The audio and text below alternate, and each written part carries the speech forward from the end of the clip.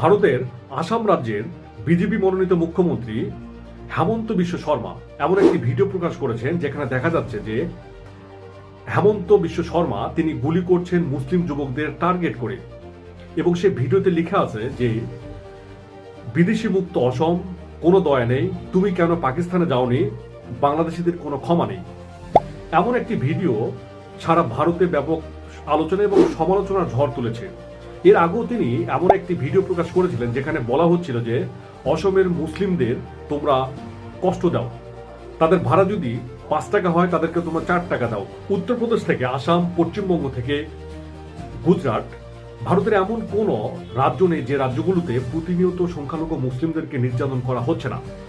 এবং ভারতের এই প্রায় 22 কোটি মুসলিমকে নির্যাতন করার জন্য বিজেপি সরকার আরএসএস এবং বজরং দলের মতো কিছু হিন্দুত্ববাদী সংগঠন তৈরি করেছেন, যাদের মূল কাজ সারা ভারতের সংখ্যালঘু মুসলিমদেরকে নির্যাতন করা।